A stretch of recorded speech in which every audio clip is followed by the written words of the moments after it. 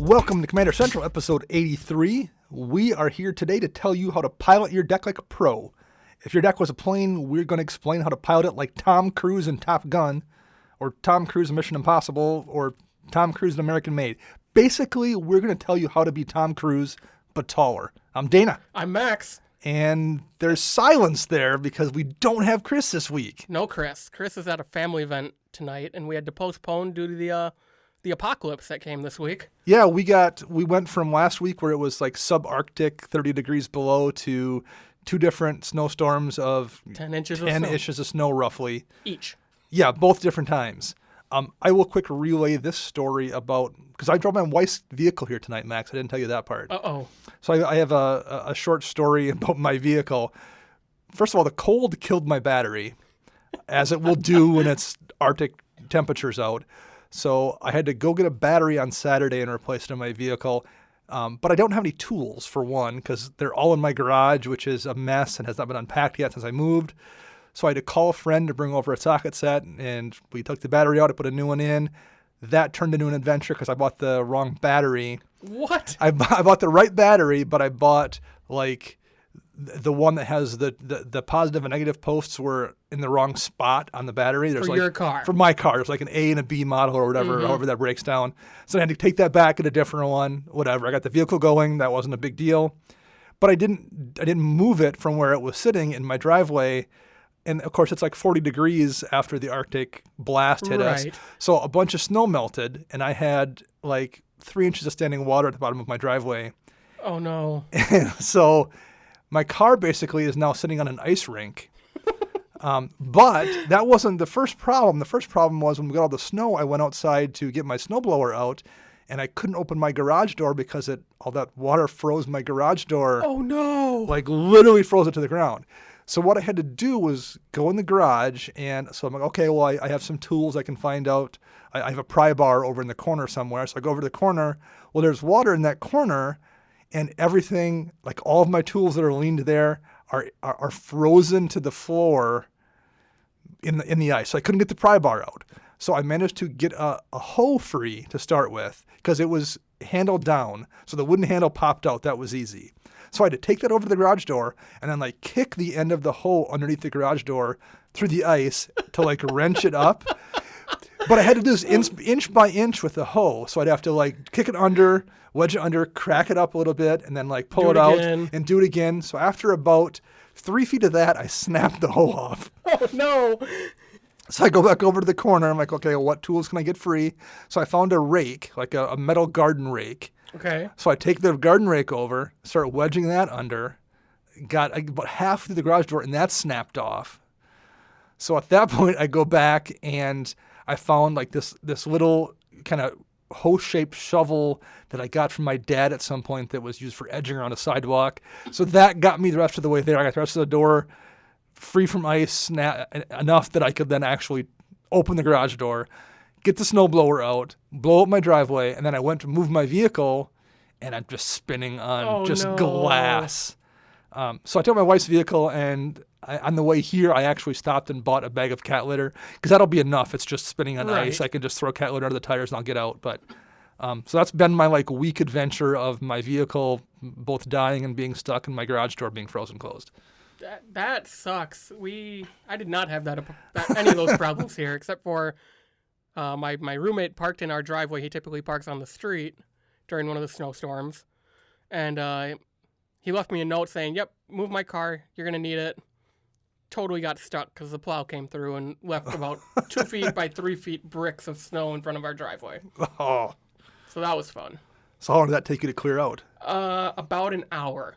Luckily, it wasn't super cold until today, so it was bearable being outside. But yeah, that's been our adventure. And then because of all of that, we had to cancel our usual recording time, which is usually Thursday after work. Right. And we had to postpone that till, and we're recording this on a Friday night. But Chris already had family plans going on, so like, well, we'll just record without him for the first time ever in 83 episodes. Very weird. Yeah, it's strange. Well, we'll be fine. We'll miss him. Our menage a trois is now menage Dos, I think. I think that's just. I think we're mixing Spanish and French, but so we'll get corrected. Somebody will correct us on that. If you want to tell us about any crazy stories that you've had with your weather or your garage or ice or anything along those lines, how would you find us, Max? We are CMDR Central on Twitter, Facebook, YouTube, and CMDRCentral.com.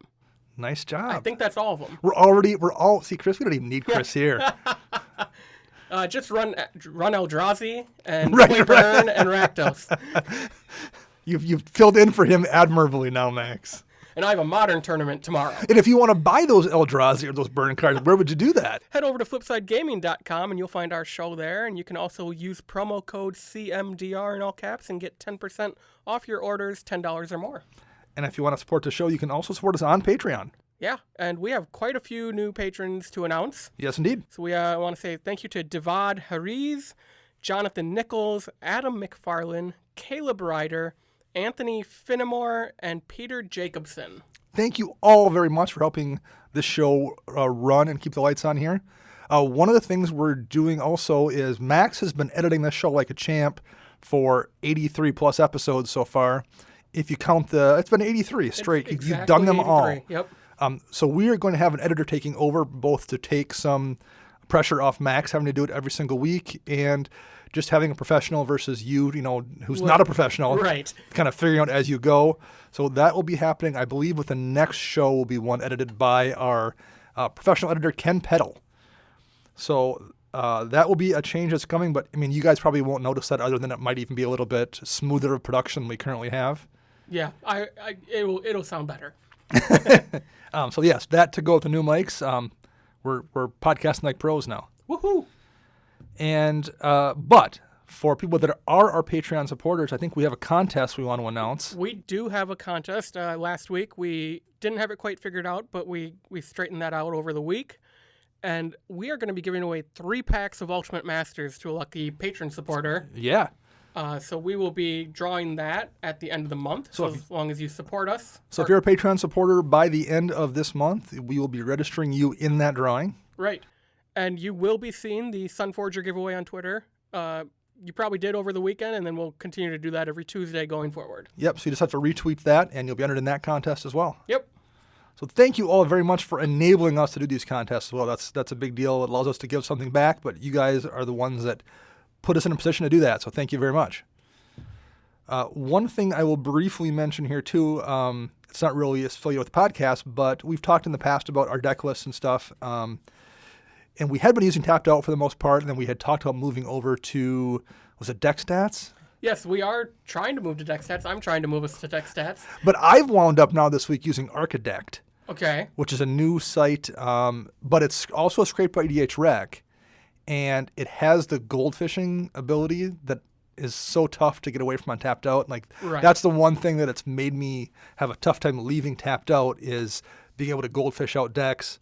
And Architect has that feature built in, just like Tapped Out, and it also has pretty good stats like deck stats. So I'm in no way affiliated with Architect. It's the site I've been using this week, and it's really, really been impressive. And the data is scraped for EDH Rec as well. So if you've been trying to get away from Tapped Out because it can be pretty buggy. That's an understatement. I've been very happy with Architect this week, so that's worth checking out for sure. Anything else for business to take care of here, Max? I don't think so. We announced our Magic Fest schedule. We did. In the Regnan Croft show. We got a lot of positive feedback on that. We did. The first one will be Kansas City, which is May. Want to try again? Madison is 2 weeks Madison's before right. Madison's also in May. In May, yep. And then we have Kansas City as well. So we'll be at both of those, and then Minneapolis and Las Vegas, and probably Indianapolis as well. For sure, Indianapolis, yep. So we are going to have a busy summer. It's going to be a lot of fun, though. Yes, it is. I'm excited. Should we get ready to pilot like Tom Cruise? Let's pilot like Tom Cruise. My son we watched the Mission Impossible movies this summer. They're good. They are very good. They still hold up. And he's 11, so he's kind of into action movies or getting into action movies. Okay. So he's enjoyed them all. And watching them and knowing about the stunts and stuff, at one point I made the comment to him about at some point Tom Cruise is going to die making one of these movies. He's going to do it for our entertainment. And he took that very seriously. He's commented now when we're watching them all right, Dad, when's the next Mission Impossible movie? Let's see if he survives. I thought it was going to be this one in the helicopter. Yeah, and it's good. It's good. It's like it's a great. good action movie. Yeah. It's easy to like Tom Cruise is kind of a ridiculous figure, so it's easy to like make fun of him. And write him off like, Right. it's just another Tom Cruise movie. He leaves it all out there. He does not phone in a movie. I respect that about Tom Cruise. Same here. So let's talk about how to pilot a deck like Tom Cruise. And the first thing I'm going to ask you, Max, is what do you define piloting a deck as? What does that mean to you? So I view this from two different points of view. So personally, I view it about my decks, knowing them inside and out. We say that a lot on the show, know your decks. Sure. So, you're not wasting people's time by tutoring for an answer. You should be able to look through what's in play, what's in your graveyard, your exile pile, and between those, kind of figure out, is what I would tutor for the answer still available? So basically, it's just knowing your deck is Yeah. what that means to you. Yep. The other side of that coin for me is when I go to one of your decks and say, hey, can I borrow it and play it? Or one of Chris's or anybody in our shop, it's, have I seen it been played before? And, that doesn't really apply to you or Chris because I've seen you guys build. Sure. I know kind of how you guys build and play, so I get that. But playing a friend's deck that you either have never seen played or have only seen it played a few times, you kind of need to know that, okay, if it's a certain commander, there's probably this type of archetype. Is it a token deck? Is it an aggro deck? Is it a control deck? Right. And before the game gets going, I typically fan through the deck quick and just look for key cards in that type of archetype of the deck, and then kind of know what I'm getting myself into before even shuffling up and drawing my first 7. I don't do that if I'm playing with someone else's deck, and I probably should. That's a good idea. Like if I'm playing with a deck that I don't know, flipping through it's not a bad idea to get an idea. Like pretty much like if it's a blue deck, you should know whether it has 0 counter spells or 6 counter spells or 14 counter spells, because those 3 things make the deck play very differently. Yep. The reason I started doing that is a few years ago, back when doubling season was outrageously expensive. I picked up a random token deck that was in green, and I didn't look through the deck. I just started shuffling up. I started playing, and I kept digging and kept digging. I'm like, there's no doubling season in this deck. And if I would have had it, I would have gone infinite with something. I think I was playing a Gave deck that wasn't a friend of ours. It was a different Gave deck. But I sat there going, okay, there's no doubling season. So that changes what you're going to do then. It changes how I know to play Gave. Sure. So that's kind of when I started doing it. It's like, okay, look for the key pieces. If they're not there, that changes how you need to figure out how to win. Okay. So when I think of piloting, I wrote this like down in one sentence. I think of it's the way you play a certain deck that emphasizes the deck's strengths and hopefully your strengths, and minimizes its weaknesses and hopefully your weaknesses as well. And I think there's kind of 2 levels to this. One is how you play the deck overall, and one is kind of how you play specific cards. And the example of that I thought of was at one point you borrowed Chris's Modern Burn deck. Yes. For some tournament or I something. think I took it to GP Minneapolis a couple years Yeah, ago. that's where it was. And I remember beforehand you were just quick. He was quick running down the deck too. And I remember him saying 2 things to you. First of all, you're just playing as aggressively as possible. Yep. Like you're not holding back. You're going as fast as you can. Which number one is how the deck gets played. But the second thing is he was breaking down individual cards to you. Like okay, Lightning Bolt for example. You're almost always using Lightning Bolt to take out threats. If it's a threat, if it's not a threat, it goes to the face. Right. And that's that same thing for Lightning Strike, whatever your direct damage spells are. But those are 2 different things about that deck, the way it gets piloted. Number one is how it plays overall, aggressively. Number 2, these cards that can be played different ways get used in different ways. Yep. And those are important things to know about that deck. So I thought that was interesting. And that applies to EDH. It's just really the same thing. Cards for play sure. different in different decks, and different decks play differently. So first of all, I think you need to ask yourself that question, whether it's your deck, because it's not always a question you know right away, even if it's your deck, let alone somebody else's that's already been tweaked and tuned. Oh, for sure. And this actually helps me become a better builder, which is one of my weaknesses in EDH. I don't like to brew. I like to tinker, and I kind of said that last week with DJ. But I like to know that this deck is going to be more just Battlecruiser Magic. Sure. This deck is more aggro, so it allows me, when I do build a new deck, to be like, okay, I don't need a second control deck. Or if I do, I want to do it more of like a stacks build than just hard counter control. So the question then is, is when you build a deck, I'm guessing I know the answer to this, but I'm wondering if that's the case. Are you thinking about that ahead of time? Are you thinking, okay, I want to build an aggro deck or I want to build a control deck, so I'm going to do that? Or do you just build the deck and then realize it is a control deck or it is an aggro deck after you build it? I don't think I get that specific to where it's like control or aggro, but I'll use the example. I was toying around with building a Throwmock deck for the last about month and a half. And the more I looked at Throwmock and how I want to build this deck, I realized it played a lot like my Regna and Krav deck, where I'm going to build this huge board of tokens just to feed them to Throwmock to get a commander kill. Sure. Versus if I were to play something like Reese the Redeemed, that's going to be more of a go wide token strategy. Right. Versus a go tall strategy. So that's kind of where I start. Like, yeah, they're both token decks, but I want one to be a go wide strategy, one to go tall. You want them to pilot differently, basically. Yes, exactly. Okay. And that's kind of the similar thing for me. I've had the same thing I've mentioned before. I've been talking about doing a Crush the Bloodbraided deck. Right. And I wanted to build a fling deck. So that was a different thing most people are doing, where I'm like making these big creatures and flinging them at people. But in a lot of ways, that's kind of how my Mina and Den deck plays. I don't fling anything, but a lot of that deck is built around... I do get creature beats, but plenty of times a big Shriner's Ignition does it, right. Or I'm making some creature giant and berserking it and blood rushing it and doming somebody for 70 with that one creature too. It's not necessarily fling, but I think it would play a lot of the same way. So that's part of the reason I've been holding back from actually winning that Crush deck, because I think they would pilot very similarly. Yeah. Even I think they'd have a lot of the same cards and they would just play the same way. So that's one thing I would like to hear some feedback from you out there, from people. Do you start building decks like, I want a control deck, and then you look for a control deck, or do you just build your deck and then kind of realize what it is as you build it? And it's obviously going to be something. Sometimes it goes hand in hand.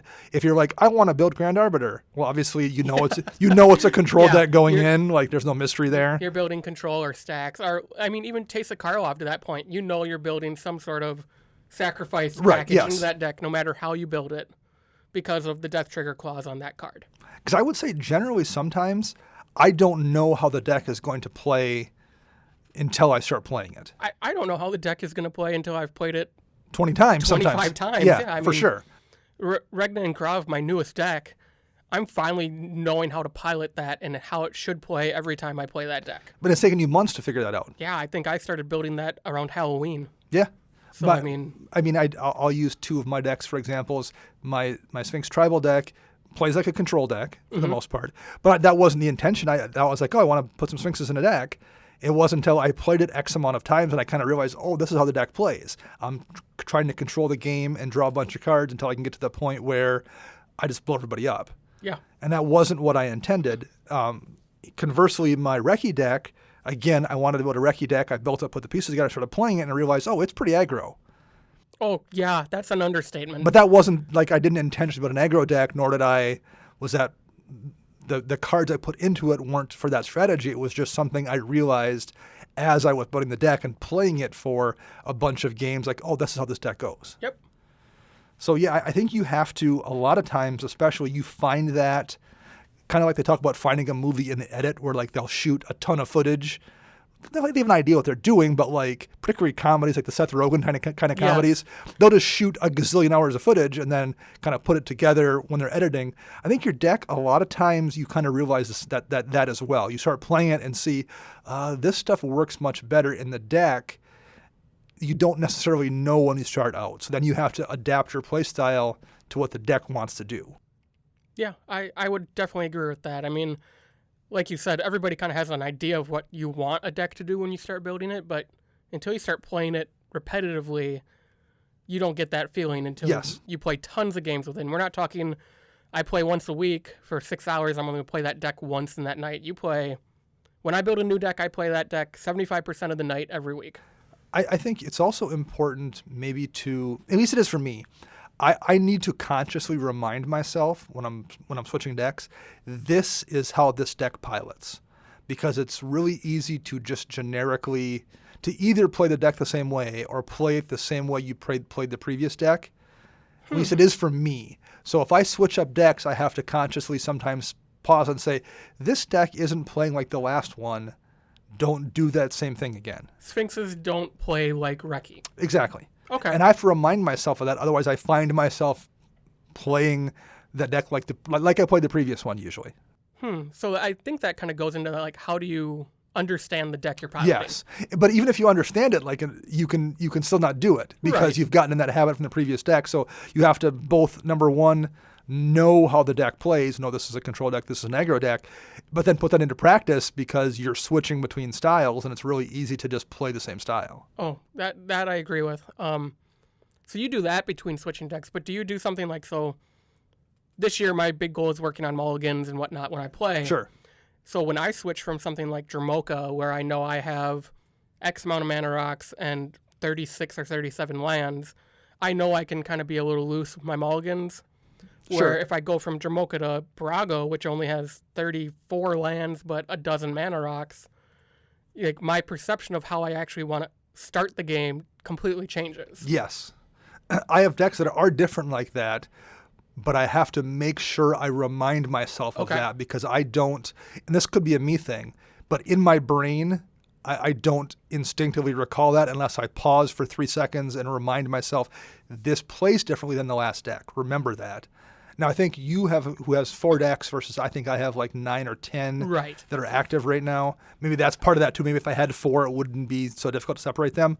But at the 9 or 10 that I have to mentally make that reminder, or I'll just absentmindedly start Just playing like the previous one. Yeah. No, and I think it is more the amount of decks versus it being a you thing.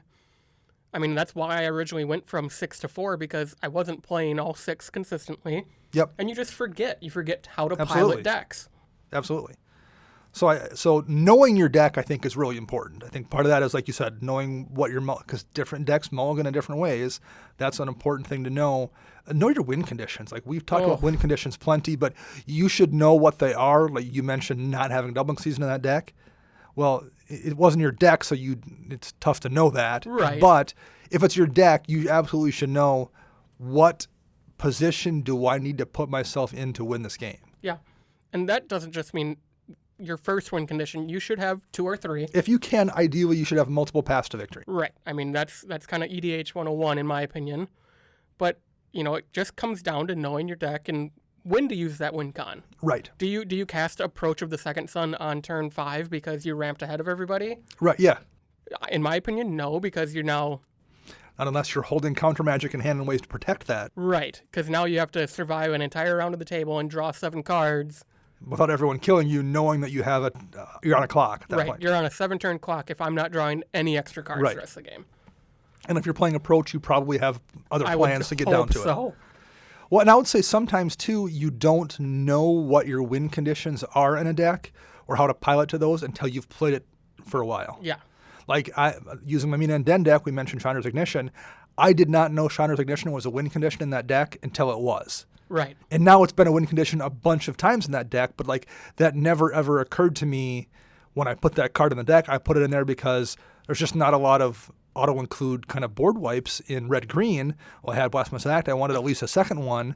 Like, oh, Founder's Ignition's a good card. I've always kind of liked it, so I put it in that deck. And then after multiple games, realized, oh, I pretty often have a Multani out or some other, big Uvenwald Hydra. Uvenwald Hydra that's a 12/12 that I then Blood Rush, and make it a 24/24 or something because of my lands. And then Chandra's Ignition. And for Ignition that. just kills everybody at that point Oh, yeah. pretty often. So I didn't realize that was a win condition until it was. Right. But now it's actively a card I know wins me games. I will use my Sphinx deck.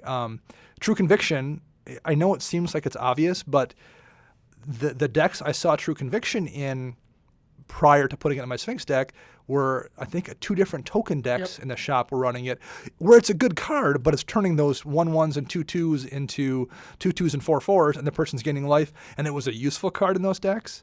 So I'm like, oh, I'm playing the Sphinx deck. I'm going to run it there because it's useful. It wasn't a win condition in those token decks. It wins me games in that Sphinx deck. Yeah, I will 100% agree with that. When you are making 6/6s or 5/5s or 3/5s have double strike and lifelink, and they fly, and they probably do something when they hit the player. Like generate an extra turn in Madomi's case. Or Factor Fiction with right. Sphinx of Asun. There's just so much that's it's not just enabling the damage you're dealing to your opponents. You're enabling the cards themselves to do extra stuff that gets you that extra step or two ahead Right. to really close the game out the next turn if you have to take an extra turn. But I think you have to play that deck enough times to realize what those cards are. Because there's decks I have where that True Conviction wouldn't be a win condition. Right. Or decks I have where Charter's Ignition wouldn't be a win condition. So I think you have to pilot them enough times to get a feel for that. And then that changes how you play when you know you have a chance to win the game with those cards. So part of knowing your deck is knowing what your win conditions are too and figuring those out. Yes. Another important thing to know to pilot your deck well is know how integral your commander is. Because I think people, that seems really obvious, right? Oh, it does, but I don't think I think people screw that up a lot. They don't know how important their commander is, or don't know when it's not important, or they cast it at bad times when it's not protected, when it is a huge part of their deck. Right. So I'll pretend to be Chris again. I'm pretty good at that today. Your deck shouldn't revolve around your commander. And you can't help it sometimes. Right. But your deck shouldn't ideally fall apart when your commander's Gone. control magic away from you. I think the best way to define that statement, Chris has said so many times on this show, is the fact that it comes back to win cons. If you can't win without your commander on the field, there's a problem. I mean, he told the story of him suiting up a bunch of enchantresses in his Euro deck. And he could still win. Just to prove that he doesn't need Euro. Right. So, I mean, I agree. You need to figure out how important your commander is, and that was kind of the Thromach issue with me is he's integral to that deck. You need him no matter what to win, and you're in red-green, so you don't have counter magic. So how do you get him down to where he's going to be able to kill someone that turn and keep him there? Right. I've seen that in Kaalia decks plenty of times in the past where they're just running 7-drop angels and dragons and demons because the assumption is Kaalia's going to come down and play these giant, powerful beater creatures for free when she attacks. And when she does, and that works, it's amazing. But if you drop that Kaalia and she immediately gets Darksteel Mutationed and you've got one Return to Dust or a Chaos Warp in your deck to deal with that Darksteel Mutation, so you're stuck casting 7-drops, hard casting 7-drops in a deck that's only ramp is artifact based. That gets really tough to win, and that's something that you can circumvent by running a couple 4-drops and a couple 5-drops. Now, not everything has to be that 7-drop Lord of the Void or that 8-drop Archangel Avacyn. Not that those aren't great cards in Kaalia, and I get why you want to play them, but you also need to throw a couple of 4-drops in there that you can get out and at least stay alive until you draw that Chaos Warp and can knock the Darksteel Mutation off and get Kaalia back and get back into the game. Oh, for sure. I mean, that's more politics almost too, though. Is like to a degree. I mean, I'm playing a bullseye commander in Kaalia, maybe not as much as she was years ago, but when I see a Kaalia at the table, absolutely, I'm aiming for it. I'm aiming for it. I might see what they do on their first swing just to be like, okay, what are you going to drop? But as a pilot, I also should be aware of that, and I should know, okay, I'm playing Kaalia right now, and I have no mana free, and everyone else is playing in colors that can deal with her. Right. You're probably piloting poorly at that point. Yeah, I would agree with that. Versus, okay, if I wait one more turn to play Kaalia, I can leave that mountain free, and I have a red elemental blast here in hand that lets me deal with someone counterspelling Kaalia, or lets me deal with a control magic or treachery or something on her. At least answer some of those threats. I think those are the differences. Those are what you need to know about your commander. You need to know when you need to hold back and when it's safe to not do that. And I think there are some commanders where you can just tap out and play your commander because if somebody responds, they're just wasting a removal spell, kind of. And there are some commanders where you have to be cautious because if they hit your commander right now, it's setting you back so far that it's tough to come back from that. Yep. So that's part of it. Is I would say people tend to miss that about their commander. So I think we've talked about this before on a previous episode, but how do you do that, Dana? Like, do you have decks that if the commander if the commander's gone, you kind of can't win? I don't think you do this because you're a pretty good deck builder and piloter, but I know which ones are susceptible. Glissa is an important part of that deck, and Reki's obviously an important part of that deck, but the things with those decks are, number one, you're in green. I'm in green, so I can ramp. I have other threats in those decks, so if you are focusing all your energy on Glissa or on Reki, I'm still able to drop legends in that Reki deck that all do things, and I'm still able to drop Death Touch creatures that are a pain in anyone's butt in that Glissa deck.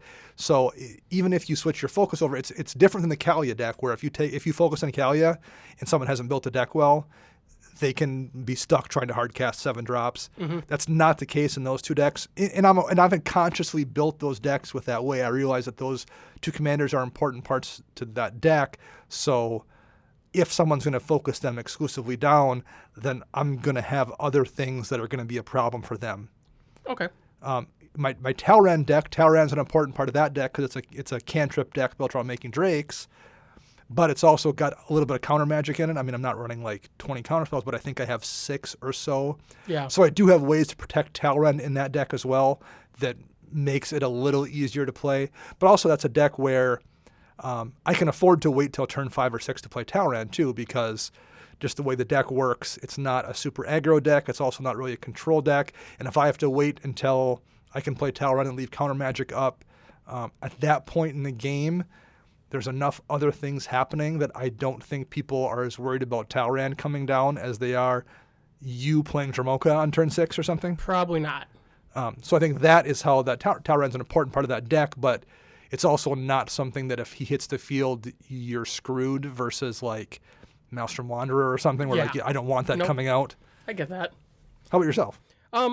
So yeah, I build with the idea of that if I don't have my commander, I should be able to try to win a game. Out of all my decks, though, I think Brago is the one where if Brago isn't in play, it's the hardest deck to win with. Sure, but I think that's also one where you have a relatively aggressive CMC in that deck. You can play other things that aren't a lot of fun to deal with too. Right. Like, okay, obviously it's much better with Brago out. Yeah. But you don't become a neutered when Brago gets Swords of Plowshare 3 turns in a row. No, I don't. I mean, still dropping stuff that draws me 2 cards when it comes into the battlefield is still value. Yes, I'm not absolutely. abusing it by blinking it or doing Brago things, but it's still... You're not dead in the water hard casting Lord of the Void. No, not at all. So, yes, I agree. So you kind of do the similar thing to me then. Yeah. Okay.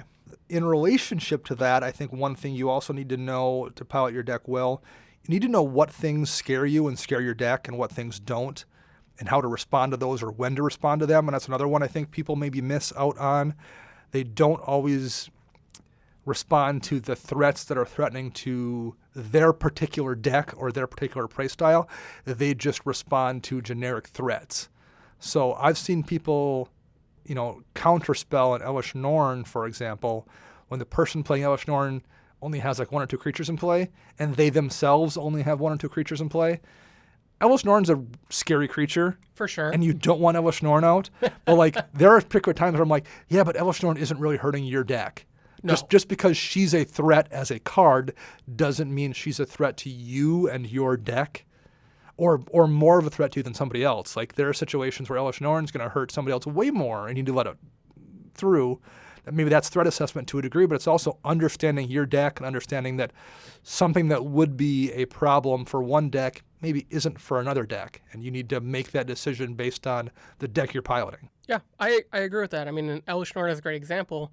If you don't have a lot of 2/2 creatures in your deck, right? Why are you afraid of it? Or at least, why are you afraid of it right now? Maybe Right. you can afford to wait a turn or 2 and see what happens and see if somebody else deals with the problem. Exactly. This is a multiplayer format. Let your opponents do some of the work. Right. Yeah. If it's not killing you this turn, now, yeah, you can get bit in the butt by that, and it's happened to me before where like you're like, I'll wait, and then it screws you over, and that happens. But I think there's the odds are you can probably let some of those things skate sometimes, and you need to understand how that affects your deck before you do it. I think counter spells are one that I see people play that way, particularly where they'll counter that Elesh Norn or they'll counter that board wipe when like, man, maybe your deck can survive that board wipe way better than those other 2 decks. Why did you counter it? Yeah. I think counter spells just in general make people trigger happy. For sure. So it's like, oh, I was strong and didn't cast it on that Soul Ring or that turn 7, cultivate, but oh nope, here comes Elesh Norn. It's late in the game. I'm just sitting here antsy. I need to fire it off. Whenever I see someone cast a counterspell that I feel like they shouldn't have cast, I think of an old Far Side cartoon. It's like a bunch of cavemen sitting around in a bar, and one caveman's holding a club, and he's just saying, something about a brand new club just makes you look for any excuse to smash something. And there's a guy walking up behind him blowing a giant bubble. And I always think of that cartoon. I think of counter, but like he's just looking for an excuse to counter something. Yep. That would be a good one. I don't know how you wouldn't, I mean, we can't do the stats on it, but like I would love to see Command Zone in one of our stats episodes. Look and see how many times the counterspell player countered something for the player directly to his or her left. Yeah. Versus the player across them or the person to their right. Because I would bet more counter spells get directed to the person with the spells left than anything, because they're just anxious to use it. I drew it. I have to use it right away. I have to use it, or the mana's going to nothing. I don't think I don't think it's like a radically disproportionate, but I bet if you looked, you would see.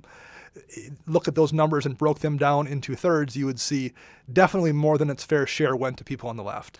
I think things like you need to know, okay, is a board wipe a problem for me or not? Is this tax spell a problem for me or not? Because sometimes, Aura, what's the Aura? Aura of Silence. Aura of Silence. Great spell. But there are situations where I see Aura of Silence come down and I'm like, oh, yeah, I've got a, Thran Dynamo in hand, and okay, that's going to cost me 2 more to play, but that's the only thing in my hand, and I only have 2 other enchantments in this deck, and I only have 3 other artifacts. You're okay. I'm not worried about that Aura of Silence. I guarantee it's hitting everybody else more than it hits me in that deck. Now, your other deck that's in your backpack might have 14 artifacts in it and 22 enchantments, and it would absolutely be a problem for that deck. Or you may have a handful of artifacts and enchantments, so that changes your play too, but I think you need to understand what the threats are for your deck and your situation. And I think people don't always think that through and realize it shifts from game to game and definitely deck to deck. Yeah. Something else people don't really, I don't think through all the way is being the person that casts a board wipe. Like, yeah, if I'm going to lose 2 or 3 creatures in Dromoka to a Wrath of God, but I'm taking out the entire field of tokens and all of your Sphinxes and Isperia, if I'm taking out whatever I'm losing plus extra, I'm going to call that a win. Yes. Because between those 2 players, one of them was probably going to kill me next turn. Right. So sometimes it's okay to lose your good things just because you're probably going to now live a couple extra turns. Well, I would also say it goes both ways. There's also times when I see people like on a turn 5 and they do drop that Wrath of God. And yeah, it doesn't hurt them very much, but I'm also like, yeah, but you weren't probably going to get hit next turn based on the board state that person was. And if you would have waited one more, and no one's playing blue or something, right, so no one's going to counter it. And if you would have waited one more turn, I guarantee that player across the field right there was going to drop some kind of a big scary dragon, and that person over there wanted to drop 3 elves. And like one more turn, you would have destroyed that much more stuff.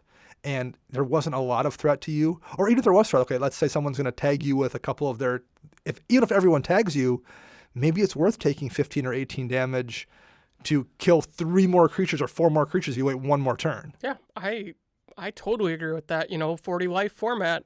Yeah. You have some room to play, and I get not everybody is as expendable with their life totals like we are Correct. here at Commander Central.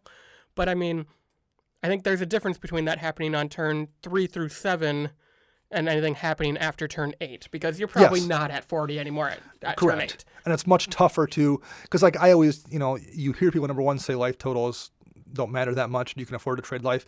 It does matter, because there's definitely been points in the game when I get down to it, I'm like, oh, I can't cast this Ancient Craving.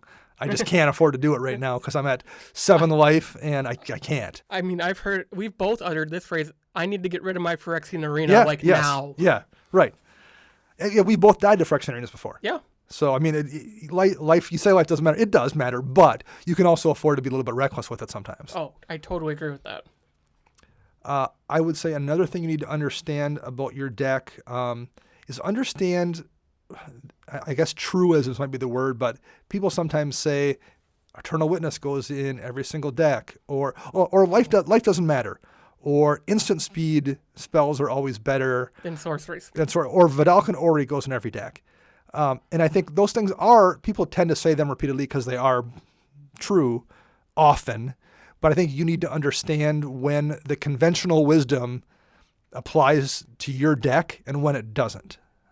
Ask yourself, what is this card going to do for me? And we'll use Yes. Vidalcan Ori as an example. So, like, yeah, I get to play stuff at instant speed, Which is awesome. which is great. But what really in your deck have you been wanting to cast at instant speed that you can't? Those are the questions. That's the question you want to ask. And we're not saying those conventional wisdom things aren't true.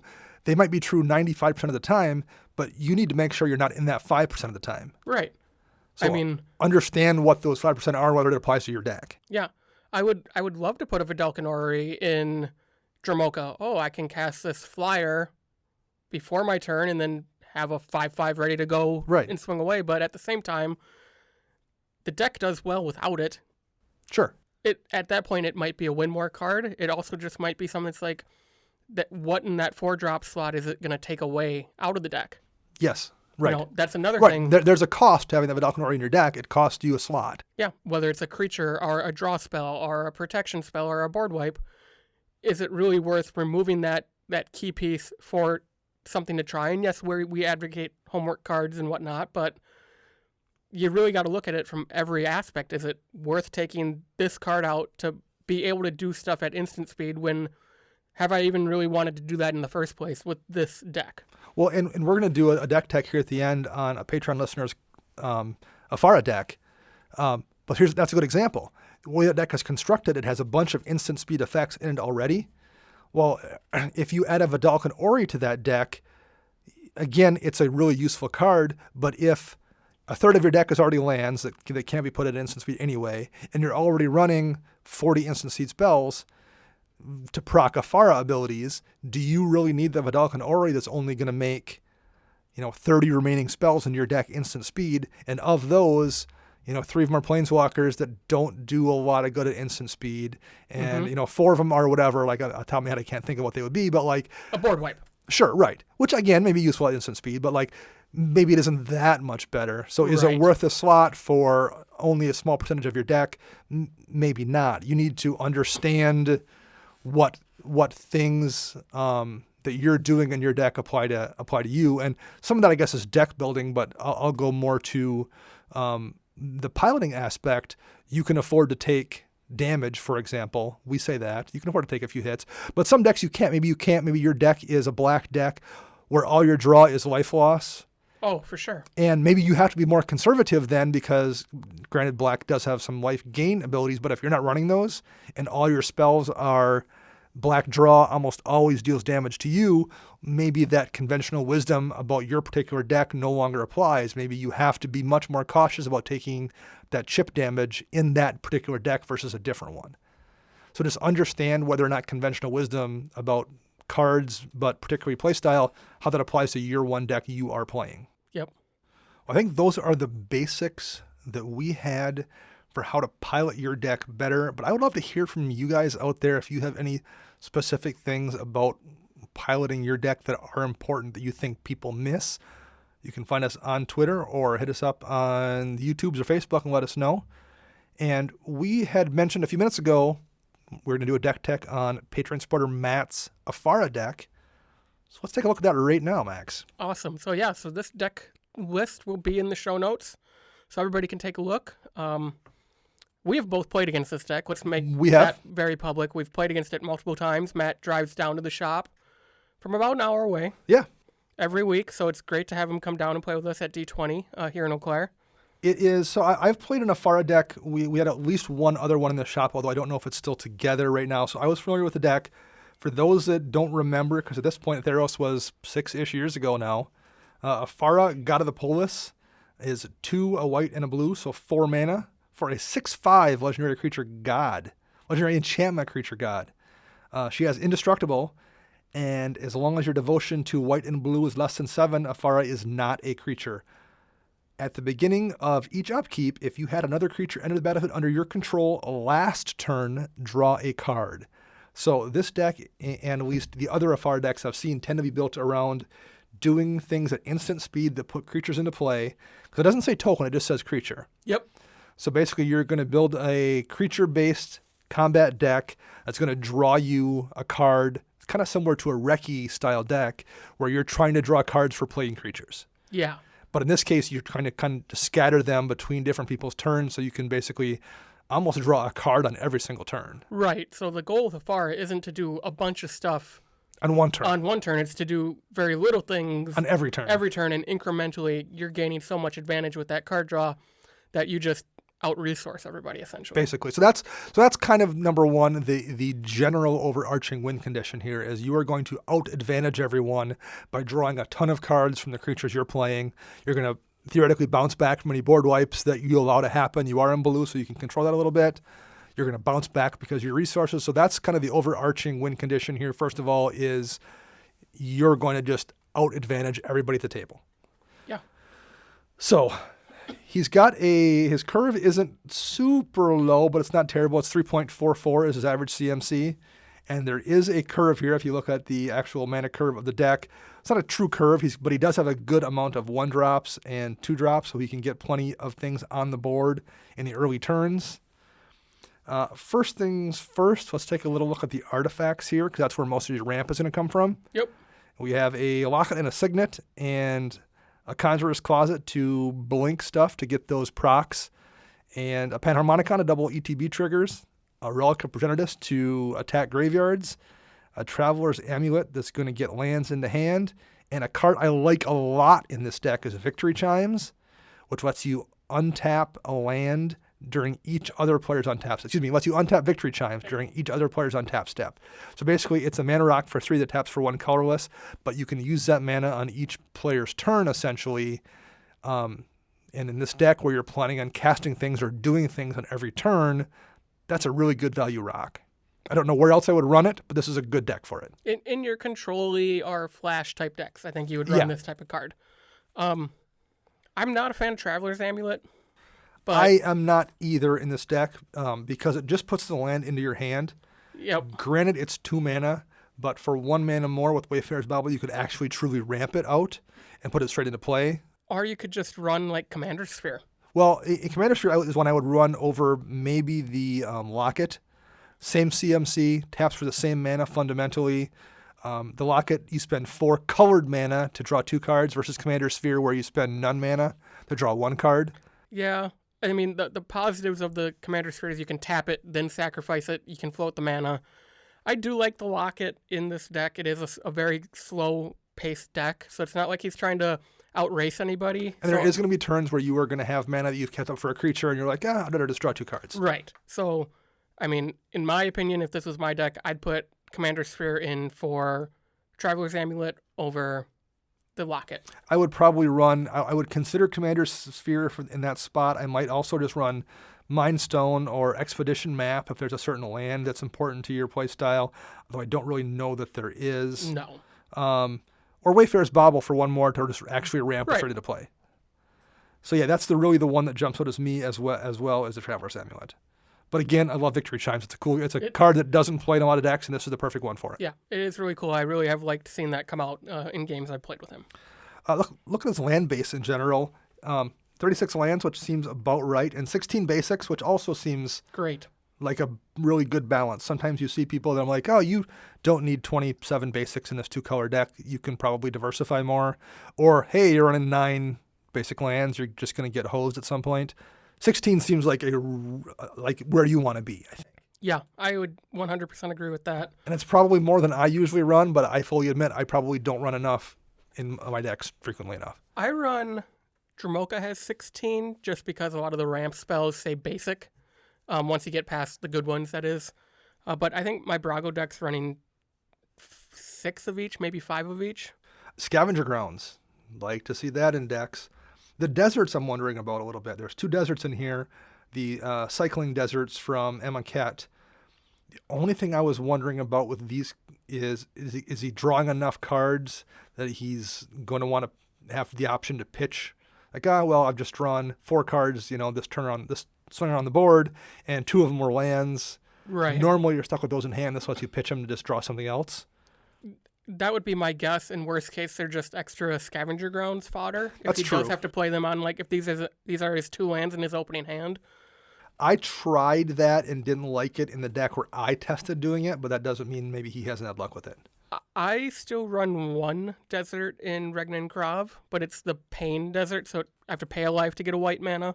It's not the come and tapped cyclers. Sure, right. And these, whereas these are the ones that come into play tapped. Yep. I'm surprised there is no, unless I'm completely missing it, the blue-white filter land. Yeah, that is not in here. Mystic Gate is not in here. There's a couple of Adakar Waste isn't in here, which is the Pain Land. There's a couple of relatively cheap duels that could be in here, but I really don't know what you would pull. Like we said, we like the amount of basics he has. Maybe I would replace Terramorphic Expanse with something like Mystic Gate, because Expanse you're just gonna go get a basic anyway. Why? Unless you need to shuffle, and I don't think this deck really is doing anything that cares about the shuffle other than maybe a Brainstorm. I don't think it's worth having that always make you come into play tapped with your land over just having Mystic Gate is always going to work. And then something I typically see in a lot of Afara decks is Springjack Pasture. It's a land that for 4 mana you can put a goat token into play, and it's just another way to draw a card. Right. The goat token seems a little bit underwhelming, except for it's drawing you a card for the mana you pay into it. And then if you do get a bunch of goats, you can pay tap, sacrifice X goats to add X mana of any one color to your mana pool, and you gain X life. Yeah, I think that would be a good one here. I think I would try running that over one of the 2 deserts. I would agree with that. It only produces colorless mana, but I don't think that's a huge issue. I mean, like we said, you're running 16 basics and all the duels except for the couple that are being missed. And there are a few, there's 18 instant speed spells in here, and having the option on your land to sink some mana into things like that, or there's a couple of other token producing ones that are colorless.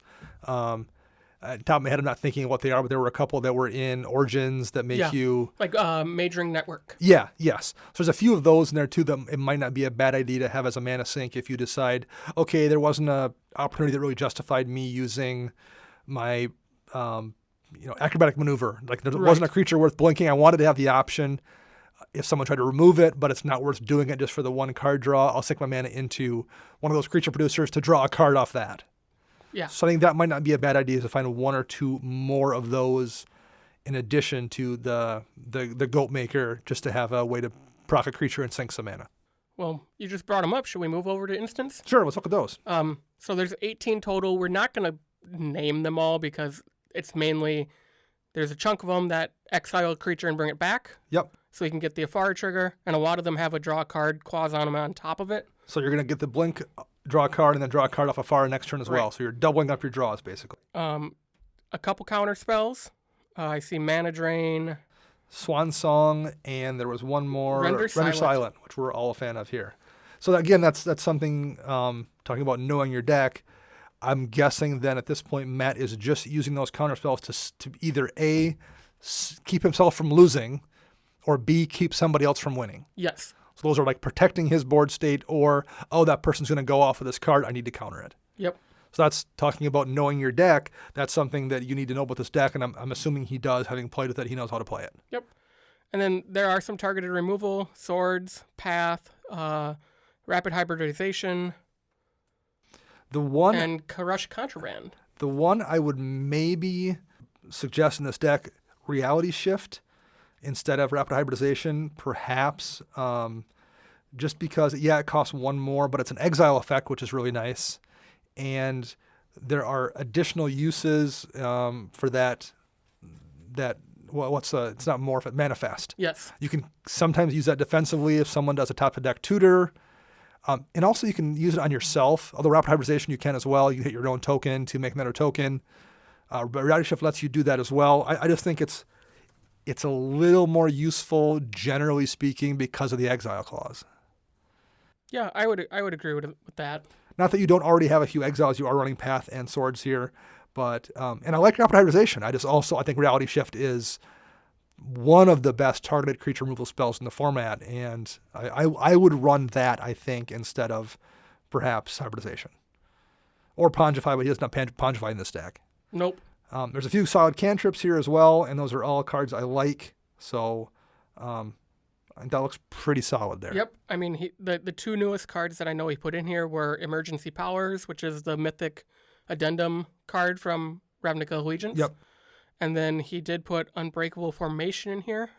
This is a good deck for that because number one, it saves his creatures, gives them indestructible, Yep. and it gives him an option to basically buff those creatures and give them vigilance too. It's a card we kind of liked in general, and I think this was a good deck for it. Yeah, I mean, it could be a win con, giving everything +1/+1 and vigilance and indestructible for a turn. Yeah, I agree.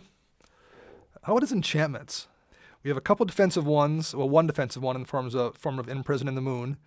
I like Imprison in the Moon. I think generally Darksteel Mutation. I wouldn't say it's better though, because Imprison does have Planeswalkers. I would run both. You're in the colors for both of them. They're really low cost. I'd be very tempted to run both as Yeah, well. I would run them both. Specifically, he's running Monastery Siege, and I think it's just a way to draw cards. Yes. I don't think he's actually doing the Dragons mode, which is Spells your opponent's cost. The target you or permanent you control costs 2 more to cast. So it's a Frost Titan, essentially. Yeah, Frost Titan effect makes all your creatures.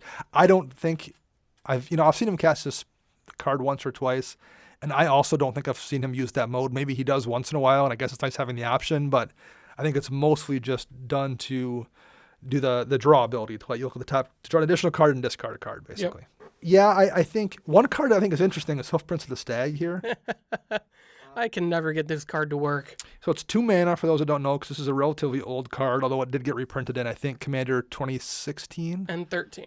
And 13, okay. It's a white and a colorless for a tribal enchantment elemental, which really isn't relevant for the most part. Whenever you draw a card, you may put a Hoofprint counter on Hoofprint of the Stag, and then you can spend 2 and a white to remove 4 counters from it and create a 4/4 white elemental creature token with flying. But you can only do that during your turn, which I think hurts it.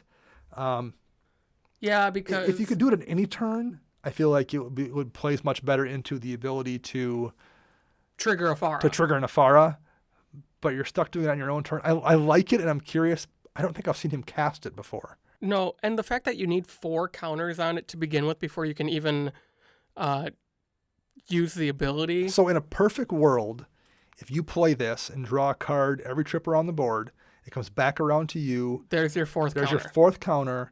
So you spend 5 mana to make a 4/4, to make basically a Serra Angel kind of. Yep. And then subsequently you can do it the next turn, and you can, every elemental after that is only 3 mana.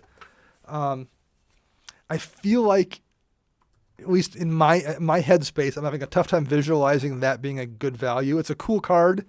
Whenever I've tried it, I've always wound up having it not work.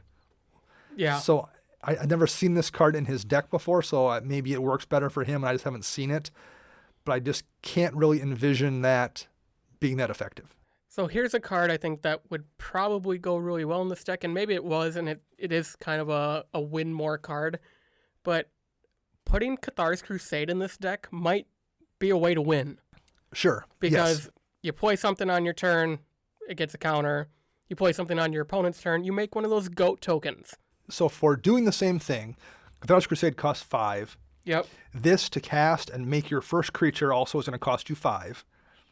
And we're talking in a perfect world, you're making creatures every turn around the board to get this to make your 4/4 elemental back on your turn. Yep. So if you do the same exact thing with Cathar's Crusade, you're putting 4 counters on that swing around the board on every one of your creatures. Right.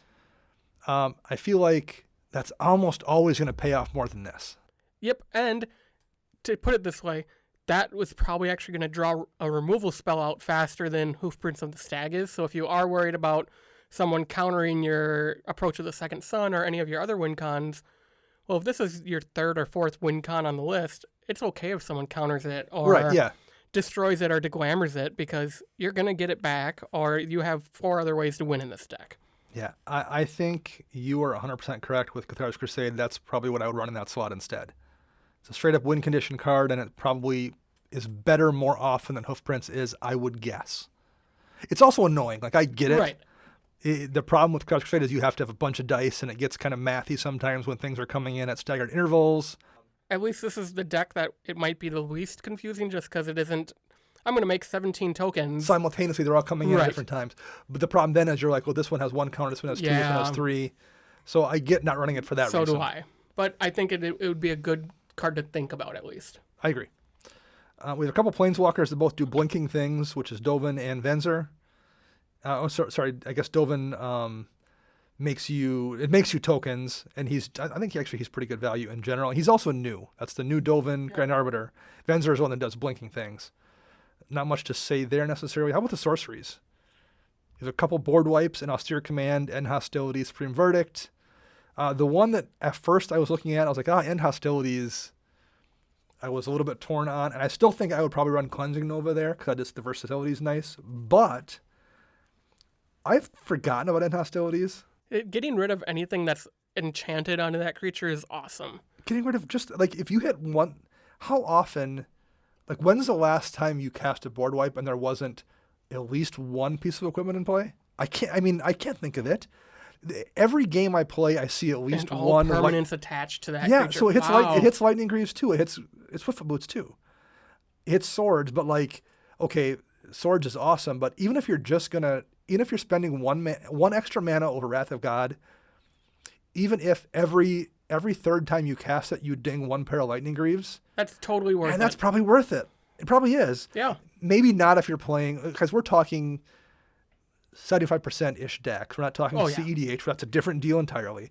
But if you're playing in a 75%-ish meta where most games are probably going 10 turns, I would say, I feel like I forgot about this card, but looking at it right now and thinking about it, man, I actually quite like it. I liked it too. The only other card I could think about running instead of this would be Hour of Revelation, where 3 mana and just kill everything. Sure. But at the same time, that's triple white, which I don't think is a problem in this deck. Again, he has 8 basics of each type. But I think that'd be my only other card I would run in that 5 slot. Well, particularly in this deck where you only have 7 artifacts and 5 enchantments. At that point, you're not hitting that much more stuff. Right. 2 planeswalkers too, I guess. You're not hitting that much extra stuff with that hour versus a lot of decks. You're going to hit a lot more mana rocks and equipment and stuff than this one has. And worst case, you use Venzer to get rid of something and then cast it, and then it comes back because of Venzer's ability. So I do think there might be better ones than End Hostilities, but in looking at End Hostilities, I'm really liking the card, actually. Yeah. That I've forgotten about it, and I think it's actually good. I just don't know if I think this deck, there's maybe some cards that might run better, but I do like it.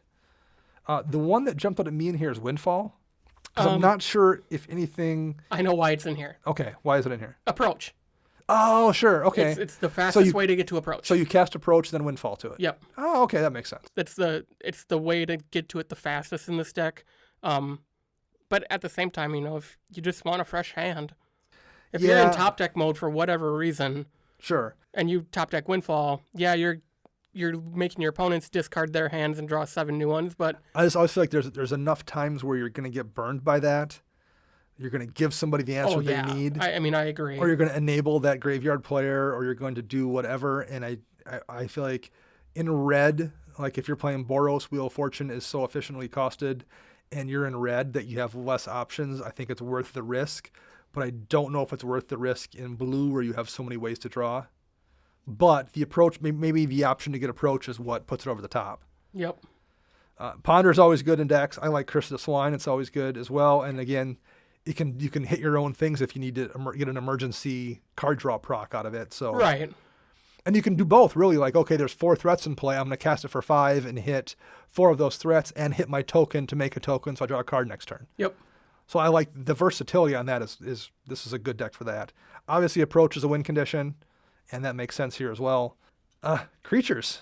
So 24 creatures. 24 creatures. I think we're going to do this kind of in the same way we did Instance, just because we're running a little long here. But they all have Enter the Battlefield triggers, but they are big bodies that stay around. So Frost Titan. Right. Frost Titan is just... Frost Titan is that the worst of the Titans? No. I think... The red one? Well, maybe. Yeah, maybe. The red one's not bad, though. The Inferno you can stack and abuse it, though. Yeah. Well, but even if it's the worst of the Titans, it's still pretty good. Like, I think Frost Titan actually kind of gets dunked on a little bit because it's maybe the worst of the Titans, or at least it's in consideration. But that doesn't mean it's not good. It just means Sun Titan is disgusting. Right. Sun Titan is, yeah. I mean, I do like that the Frost Titan, you can hit anything with its freeze ability. Yep. Which is nice. So you can ETB it, hit something on player 2's table.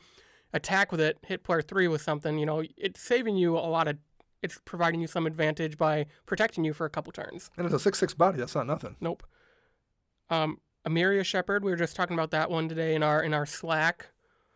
Has a landfall. When you dump a land onto the battlefield, return a target land permanent from your graveyard to your hand, and if it was a plains, put that onto the battlefield. So a way to trigger a Fara.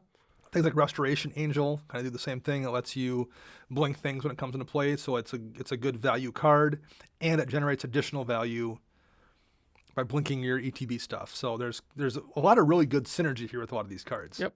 I think my favorite card of all the creatures is Teferi, Mage of Zephyr.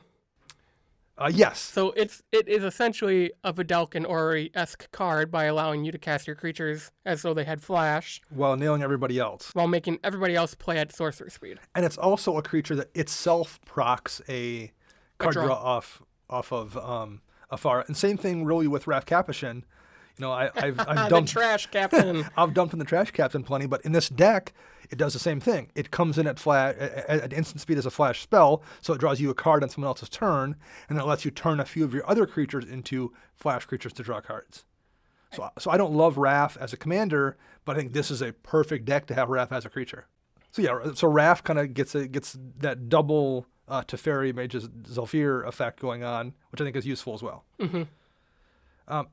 Off the top of my head, there wasn't anything I was really thinking of here as being super important to add. I think this is a really good mix of creatures. I like Keeper of the Keys because it gives you the Monarch and lets you blink it to get the Monarch back. I think that's really, really useful. Yep. And I love the Monarch. I'm a big fan of that as well. And there should be more Monarchs and more games, and I'm glad to see that here on top of it. So all in all, I am just a fan of this deck. Yeah. I like Afara as a commander. I think it engenders a really unique and interesting playstyle. And I've seen this deck. I think it's really solid. I think it's a really good 75% level deck. I think you can make a few tweaks to it. But, man, there's not a lot of big changes I would make here. I think for what he's trying to do, it's just a really good deck. Yeah, that's where I come down on it, Max. I agree. It's a really fun deck. I've played against it a handful of times. Every time there's a new card or swapped in and out, so it's constantly changing. Matt likes to keep us on our toes. So, Yes, indeed. Yeah, I agree. It's a great deck. It's one of the better Afara decks I've seen in a long time. We will have to see if Matt is going to go to Magic Fest Minneapolis or even Madison or something nearby and see if he will bring us along and we can get any listeners who want to give it a go a chance to play against it. Awesome. All right. Very good. That was our first Chris Liss show. I think we handled ourselves without having the best laugh in podcasting on. Yeah. So we will be back next week, hopefully with Chris. Until then, I am Dana. And I am Max. Goodbye.